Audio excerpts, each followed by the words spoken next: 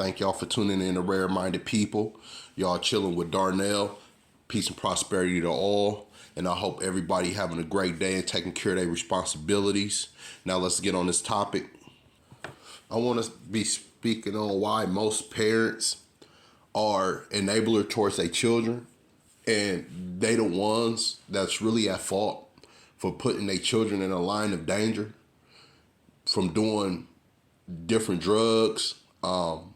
They enablers, they know their children in the wrong.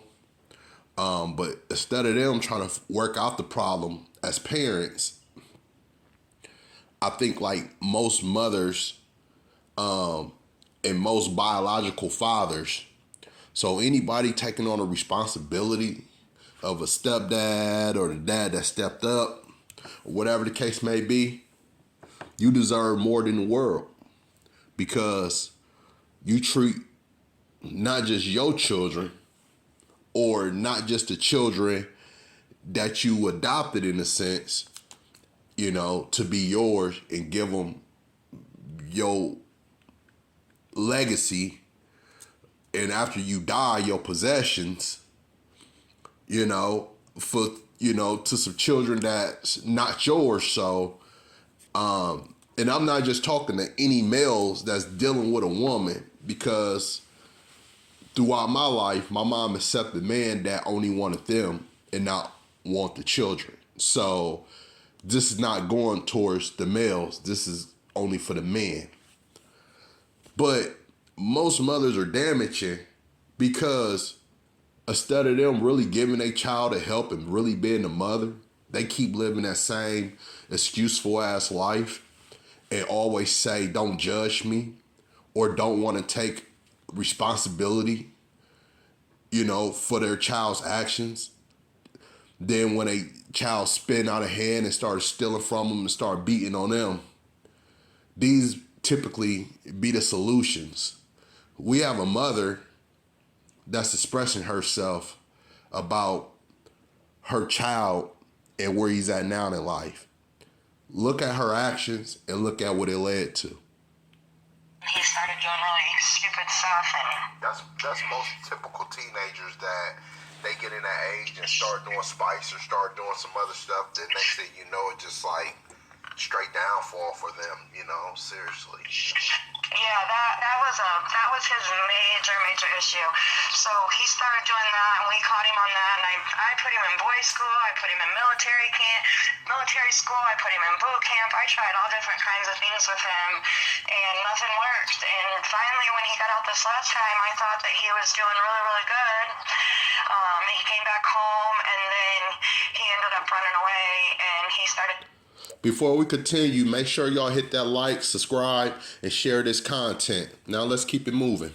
Doing spice again, and he had a BB gun when he was 16, and he pointed a BB gun at somebody and that was unloading groceries in a car, and he told the lady to give him her cupcakes. Well, they arrested him for armed robbery at the age of 16, and they waived him to adult court, and then he went to Westville Correctional Facility. And he spent 3 years there, and it was just money after money for an attorney for that, because they were trying to give him 25 years. I'm like, you're not giving my son 25 years. He didn't kill anybody. He's 16 fucking years old. I feel bad for the lady. Excuse my language. I feel bad for the lady, and I'm sorry that he did that. And I told him, that lady's life flashed in front of her eyes. That's not right. Yeah, 25 years though, you got like fucked up. You better drop that B down to a C.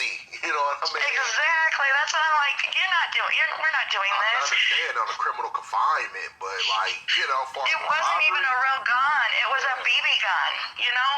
Come on, we're not doing this. So we got an attorney, and they ended up giving him 6 years, and he did 3 years.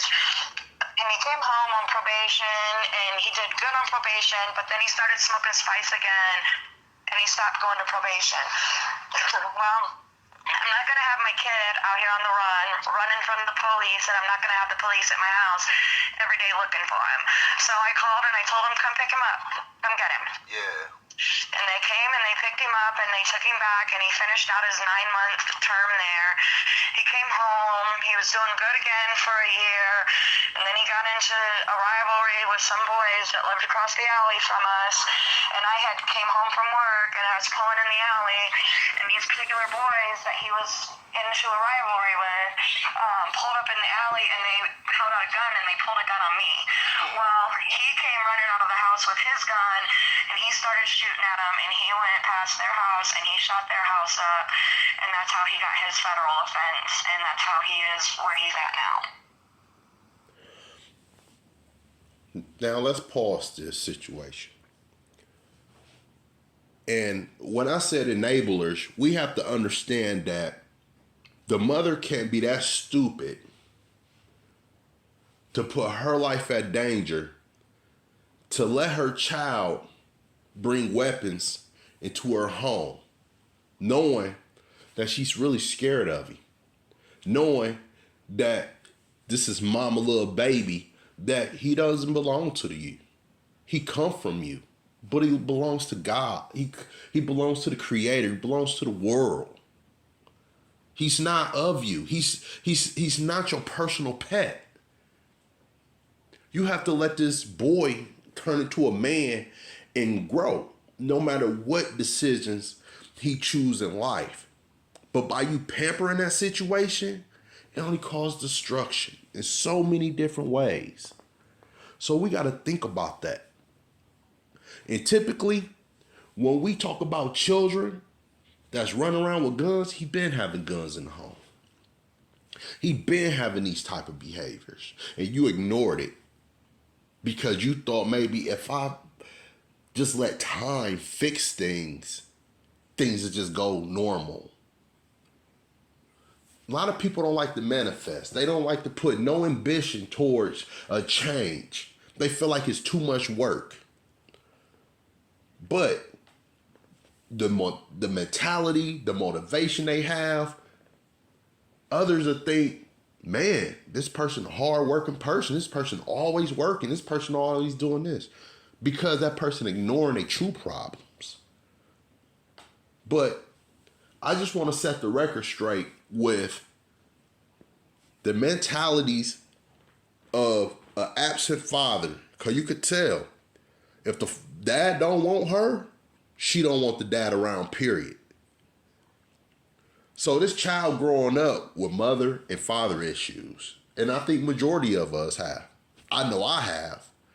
But I had to get over the hump to say, I can't blame my pops for being who he is. Yeah, for not taking accountability and responsibility. But that don't mean that I hate this person for who he developed himself to be. I can't hate my mama for the things that she developed herself to be. But I'm grateful of the Creator for giving me an opportunity to open my eyes so I wouldn't have to fall in the same paths they fell into, mentally, physically, and spiritually in life. Because when I go around my relatives and my family 9 times out of 10, I'm a different type of species because I'm nothing like them. I don't care about the joking, the bullshit, the narrative, the not caring, the low morality, all that. I just don't give a fuck about it. So it's like I don't tolerate it neither. So when people come in your face with the drunk talk and all this shit, I be like, man, get the fuck out of my face. Everybody else sitting around there laughing. You know what I'm saying? But it's, you know, like the family members I really had in my life, I had to really accept them for who they are. Not that I hate them and not that I say I would never be around them. I know who they are. You know what I'm saying? I just try to pull out the greater good in them, you know, so we could be inspirational towards each other. But when we talk about a child living in a home with the mother usually, especially today, America, you know, that's why when I hear talk to guys from around the world, and they talk about dating American women and stuff like that. They say they usually just typically just have sex with them because they have no morality, no culture, no standpoint. And that's what trickled down to the children, where they feel, it's like a child got a gun in the next bedroom and you laying in your bed hoping that he don't run outside in the middle of the night and the police got to wake you up, or he don't end up dead, or, he's not coming home. He's running away doing this. But then you say, I'll get you whatever you want. You want some new Jordans? Come home. Here you go. Next thing you know,